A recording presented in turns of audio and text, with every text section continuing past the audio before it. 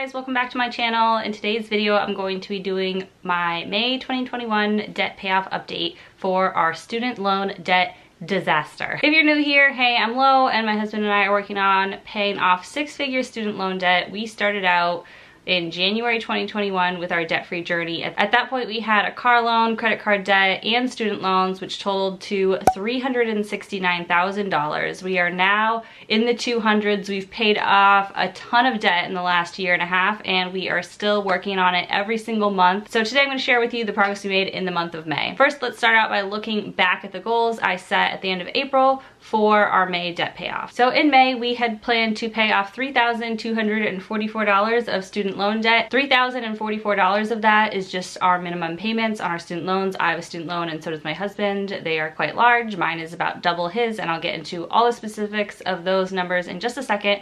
But those are our minimum payments every single month, and then we were gonna pay an extra $200 in payments, and possibly more than that, but at minimum $200. And another goal was to get my husband's student loan under $90,000. So we were able to pay more than $200 in extra payments this month, but we weren't quite able to get my husband's student loan under $90,000.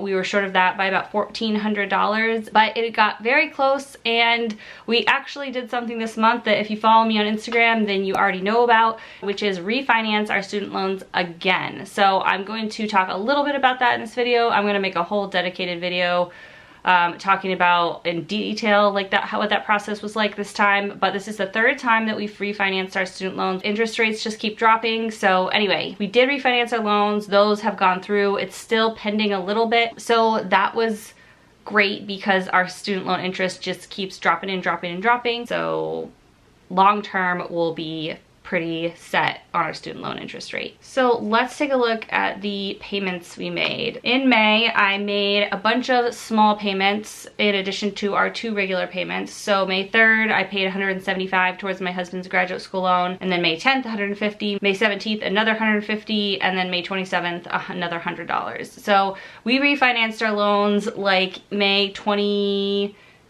or so. So my payment of $2,033 pulled on the 17th, but at the time that the refinance was processing, it didn't like include that payment. So I'm either waiting for a check from SoFi, which is our prior lender, for a payment in about that amount to then send to our new lender, which is Common Bond. And my husband's payment of $1,011 also pulled, even though the refinance had already been like, we already had signed the paperwork, because it takes a while for the payoff to like clear. Like it still doesn't show that his has cleared. It's still pending. With the old lender, it doesn't show that balance is zero. Mine does, but his doesn't yet, because I think we did his like the day after mine. But anyway, all that to say that there's a couple payments like lingering out there. This happens when you refinance loans, is that it can't always be the exact payoff amount is correct, because you have payments that maybe are pulling during the refinance process. So yeah, we're either waiting for checks from SoFi to then apply to Common Bond, which is our new lender, or they're going to send it directly to Common Bond, and Common Bond will apply them as of the date that the payment would have processed. So we're not paying interest because of the lag in time. So anyway, we were able to pay $3,619 towards student loans. So that exceeded our goal of paying $3,244 by a few $100s. So that's great. So now let's take a look at all the balances on my debt payoff spreadsheet. By the way, if you like the spreadsheet that I'm about to show you, then you can purchase it in my Etsy shop. It's an instant download to Google Sheets, and the link to my Etsy shop will be in the description for the video. All right, this is my debt payoff tracking spreadsheet. You can see we're in year 2 of our debt-free journey.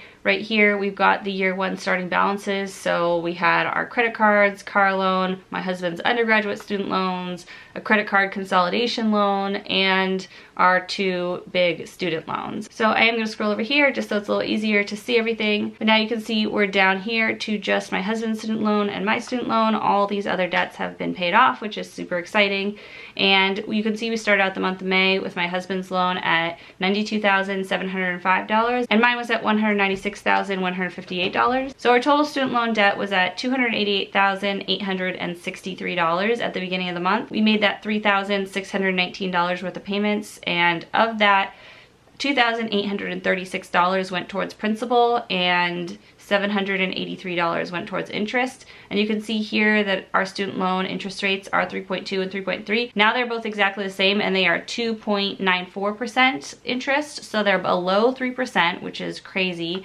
And it's actually like lower than our mortgage and our home equity line. So I'm gonna talk about that in a second too, because I'm like feeling like, I don't know, I might want to change strategy here because our interest rates are so low. So yeah, our new balance for our student loans at the end of the month is $286,027. You can see over here, year to date, we've paid $25,332 in payments, and $21,369 went towards principal, and just under $4,000 has gone towards interest. And if you scroll all the way down here, you can see our total debt paid off since the beginning of our debt-free journey is $83,646, which is crazy. Like, that's so much debt that we paid off in a year and a half. That's really exciting. We're getting close to that 100,000 paid off mark.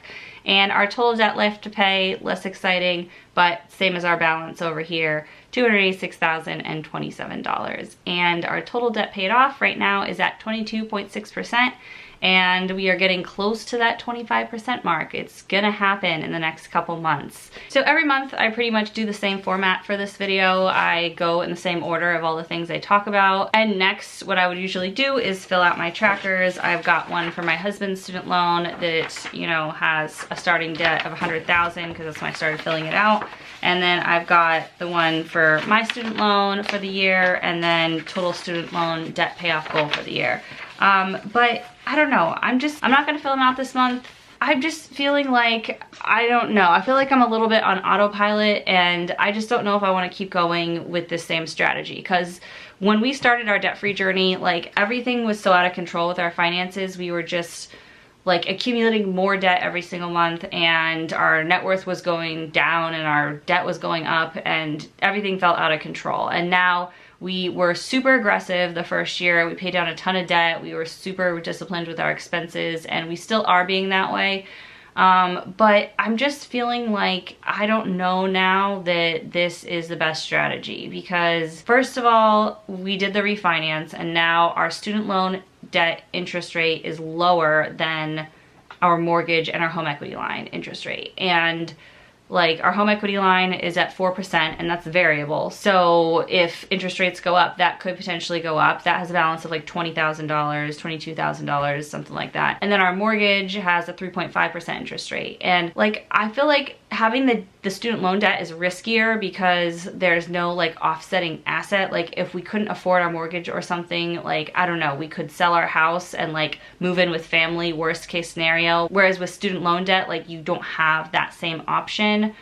But I also just feel like the student loan debt is the amount of some people's mortgage that they pay off over 30 years. And I just don't know that pushing to pay this off in like 3 to 5 years is really the best way to do it. And it's been a year and a half to pay off the rest of this debt in like another, you know, 3-4 years. Like, I don't know. I don't know that that's what I want. I don't know that that's what's gonna make me happy. Like, when we started this, the reason we wanted to start it was to get, you know, our finances in order, because it was making us unhappy to have them out of control and not be able to enjoy our life. And now I'm just feeling like doing this aggressive debt payoff isn't letting me enjoy life anymore. And we are paying down our debts every single month, and we are increasing our net worth, and we are contributing to retirement. So we're doing all these things right that we didn't used to do. But it's also like stressing me out to feel like putting this pressure on myself to do this aggressive debt payoff. And the thing I feel short on right now is time. Like, I don't have enough time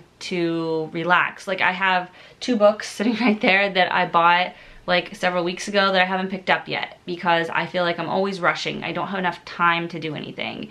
And I'm rushing with my work, I'm rushing at home, I'm rushing in my personal life. Like, everything's rushed, and I want more time. So this has just been, I think, like a month of reflection to figure out like what I want. And, you know, we are trying to get pregnant very soon here. And so if I'm pregnant and rushing around and all this, like, that's just, I just don't feel like that's sustainable. I don't feel like it's healthy. I don't feel like I'm taking good care of myself. So yeah, my husband and I are talking and reflecting and trying to figure out what to do different and what really is going to make us happy and what's really important. And that's sometimes a hard question to answer, because sometimes you've got conflicting goals. Like, you want the debt gone, but you want your schedule freed up a little bit and you want more time to do things. Like, those don't necessarily work together. They can, but they don't necessarily. So I just, you know, I need to sort my thoughts more, and then I'm gonna do like a whole video, I think, laying out all the options, because I wanna share with you guys all the things I'm thinking for different options. So with all that said, this may seem totally counter to everything I just said. Let's take a look at our June debt payoff goals. So until we've made a decision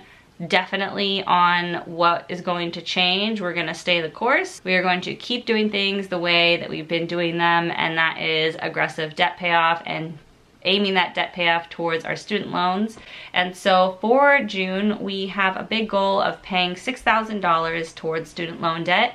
And actually, because the refinance, this didn't happen when I refinanced with SoFi the 2 times I refinanced, but with Common Bond, it's showing for my husband and my loan that our first payment isn't due until July. Like, there's no June payment due. So what I may be pending, and I need to call them and confirm that before I do what I'm planning to do. But I think if there's no payment due for either of those student loans for June, then I might put everything towards my husband's loan, because that's one we're targeting. Or I might just put like $500 towards my loan so it doesn't increase in value, because the accumulated interest will make the balance go up. So maybe I'll do like $500 towards mine, but then like $5,500 towards his loan. So the normal like $2,000 that I'd be paying towards my loan, we may not have to pay this month. So if that's the case, I'll be putting a big payment towards his loan. That will definitely get it under $90,000, might even get it close to $85,000. We'll see how the month goes. And then the other goal I have for this month is to finish our loan refinances. So make sure whatever pending payments went to SoFi then get applied to Common Bond properly, and so that next month all of our balances are, you know, up to date and all the money's been applied correctly and all that. So that is this month's update. I hope you guys enjoyed the video. If you guys are paying off debt, I hope you find my debt payoff journey videos motivating. If you have purchased my spreadsheet and you haven't started using it yet, this is your signal to open it up, get your debts in there, and start using it. Again, if you haven't purchased it and you are interested in using the same spreadsheet that I use to track our debts, then the link to my Etsy shop is in the description below. It's an instant download to Google Sheets. If you liked this video, make sure you give it a big thumbs up. And if you want to follow along on our debt payoff journey, then hit the subscribe button. I'd love to have you as a subscriber, and I'll see you guys soon in my next video. Bye.